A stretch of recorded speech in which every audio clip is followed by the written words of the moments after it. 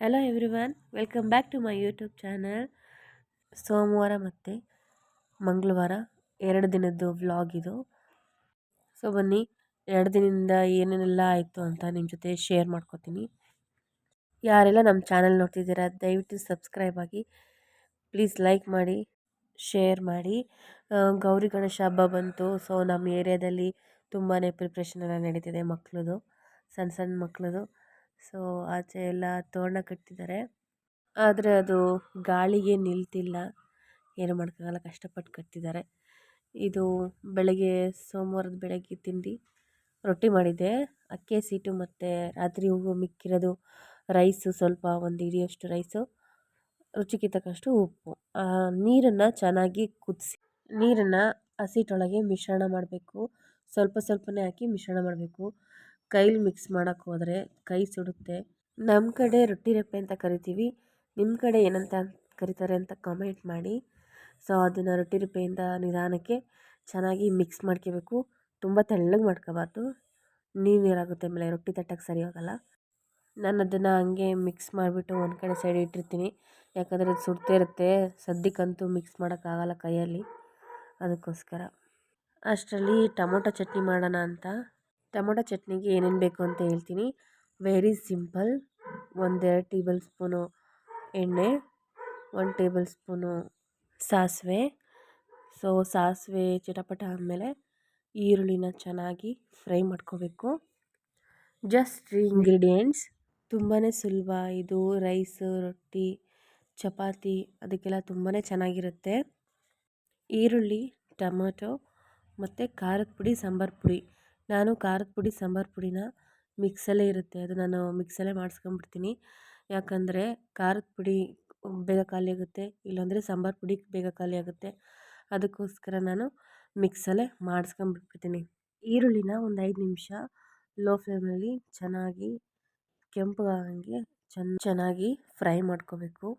ಆನಂತರ ಸ್ವಲ್ಪ ಅದಕ್ಕೆ ರುಚಿಗೆ ತಕ್ಕಷ್ಟು ಉಪ್ಪು ಹಾಕಿ ಟೊಮೆಟೊ ಹಾಕಬೇಕು. ಅದನ್ನು ಸ್ವಲ್ಪ ಅರಿಶಿನ ಪುಡಿ ಹಾಕ್ಬಿಟ್ಟು ಚೆನ್ನಾಗಿ ಫ್ರೈ ಮಾಡ್ಕೋಬೇಕು. ನಾನಿಲ್ಲಿ 2 ಈರುಳ್ಳಿ, 4 ಟೊಮ್ಯಾಟೊ ತೊಗೊಂಡಿದ್ದೀನಿ. ನೋಡಿ, ನಾನಿಲ್ಲಿ ಜಾಸ್ತಿ ಹಳ್ಳುಪ್ಪನ್ನೇ ಯೂಸ್ ಮಾಡೋದು, ಪುಡಿ ಉಪ್ಪು ಸ್ವಲ್ಪ ಕಡಿಮೆ.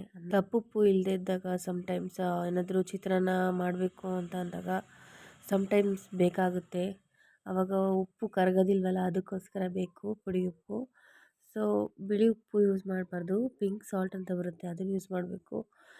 ಸೊ ಬೆನಿಫಿಟ್ಸ್ ಏನು ಅಂತ ಅಂದರೆ, ದಪ್ಪುಪ್ಪು ತುಂಬಾ ಒಳ್ಳೆಯದು, ಅದರಲ್ಲಿ ಎಲ್ಲ ಅಂಶವೂ ಇರುತ್ತೆ. ಅದಕ್ಕೋಸ್ಕರ ನೋಡಿ, ಜಾಸ್ತಿ ತೆಳ್ಳನೂ ಮಾಡ್ಕೋಬಾರ್ದು, ಸ್ವಲ್ಪ ಗೊಜ್ಜು ಟೈಪ್ ಇರಬೇಕು, ಸೂಪರಾಗಿರುತ್ತೆ. ಅನ್ನಕ್ಕಂತೂ ಸೂಪರ್ ಕಾಂಬಿನೇಷನ್ನು, ಎಲ್ಲರಿಗೂ ಮೈ ಫೇವ್ರೆಟ್ ಇದು. ನಮ್ಮ ಮನೆಯವ್ರಿಗಂತೂ ತುಂಬಾ ಇಷ್ಟ ಇದು. ನೆಕ್ಸ್ಟ್ ಇಲ್ಲಿ ಚಟ್ನಿ ಮಾಡೋಷ್ಟರಲ್ಲಿ ಇದು ಸ್ವಲ್ಪ ಆರಿತ್ತು. ಸೊ ಚೆನ್ನಾಗಿ ನಾದ್ಕೋಬೇಕು. ಇದನ್ನು ಚೆನ್ನಾಗಿ ನಾನು ಮಾಡೋದು ಈ ರೀತಿ ಚೆನ್ನಾಗಿರುತ್ತೆ, ಟ್ರೈ ಮಾಡಿ, ಚೆನ್ನಾಗಿ ಬರುತ್ತೆ. ಸೊ ಫುಲ್ ಸರ್ಕಲ್ ಬರಲ್ಲ ನಂದು ರೊಟ್ಟಿ, ಪರವಾಗಿಲ್ಲ, ಒಂದು ರೇಂಜಿಗೆ ಬರುತ್ತೆ. ನಾನು ಮಾಡೋದಕ್ಕಿಂತ ನಮ್ಮ ತಾಯಿ ಮಾಡೋದು ತುಂಬಾ ಚೆನ್ನಾಗಿ ಮಾಡ್ತಾರೆ.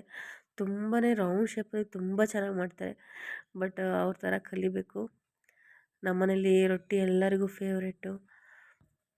ನನ್ನ ಮಕ್ಕಳಿಗಂತೂ ರೊಟ್ಟಿ, ಚಪಾತಿ, ದೋಸೆ ಇದಂದರೆ ತುಂಬ ಫೇವ್ರೆಟು. ರೈಸ್ ಐಟಮ್ ಅಂತೂ ಆಗೋದೇ ಇಲ್ಲ. ನೇನು ಟೈಮ್ ಆಯಿತು ಅವನಿಗೆ ಲಂಚ್ ಬಾಕ್ಸಿಗೆ ಎಲ್ಲನೂ ತುಂಬಿಡ್ತಿದ್ದೀನಿ. ಇತ್ತೀಚಿಗೆ ಪರವಾಗಿಲ್ಲ, ಲಂಚ್ ಬಾಕ್ಸಲ್ಲಿ ಎಲ್ಲ ಖಾಲಿ ಮಾಡ್ಕೊಂಬರ್ತಾನೆ. ಅವ್ರ ಮ್ಯಾಮು ಕೂರಿಸ್ಕೊಂಡು ತಿನ್ನಿಸ್ತಾರೆ ಎದುರುಗಡೆನೇ, ಅದಕ್ಕೋಸ್ಕರ ಬಾಕ್ಸ್ ಖಾಲಿಯಾಗಿರುತ್ತೆ. ಸೊ ಇನ್ನೇನು ಸಂಜೆ ಆಯಿತು. ಸೊ ಫ್ರೆಂಡ್ಸ್ ಎಲ್ಲ ಶಾಪಿಂಗ್ ಹೋಗೋಣ ಅಂತ ಹೇಳಿದರು, ಅವ್ರ ಜೊತೆ ನಾನು ಹೋಗ್ತಿದ್ದೀನಿ. ಸೊ ಫುಲ್ ಬಟ್ಟೆ ಶಾಪಿಂಗು, ಹಬ್ಬ ಬಂತಲ್ಲ ಅದಕ್ಕೋಸ್ಕರ. ಫೌಂಡೇಶನ್ ಖಾಲಿಯಾಗಿತ್ತು, ಸೊ ಹಂಗಾಗಿ ಅನಘಾ ಪಾರ್ಲರಿಗೆ ಹೋಗಿದ್ವಿ. ಚೆನ್ನಾಗಿ ಟೆಸ್ಟ್ ಎಲ್ಲ ಮಾಡಿ ತೋರಿಸಿದ್ರು, ಚೆನ್ನಾಗಿ ಬಂತು. ಕೈಗೆ ಟೆಸ್ಟ್ ಮಾಡಿದ್ರು, ಕೈಗೆ ಫಸ್ಟು ಪ್ರೈಮರ್ ಹಾಕಿ ಚೆನ್ನಾಗಿ ರಬ್ ಮಾಡಿದ್ರು. ನೆಕ್ಸ್ಟ್ ಫೌಂಡೇಶನ್ ಹಾಕ್ಬಿಟ್ಟು ಲೈಟು ಮತ್ತು ಡಾರ್ಕು ಆ ಥರ ಎಲ್ಲ ತೋರಿಸ್ಕೊಟ್ರು. ಓಕೆ, ತೊಗೋಬೋದು ಅಂತ ಅನ್ನಿಸ್ತು. ಸೊ ನಾವು ಫ್ರೆಂಡ್ಸ್ಗಳೇನು ಅಂದರೆ, ಒಬ್ಬರು ತಗೊಳ್ಳೋಣ ಅಂತ ಹೋಗಿರ್ತೀವಿ, ಏನಿಲ್ಲ ಅಂದರೂ ನಾವು 2-3 ಜನ ತಗೋತೀವಿ.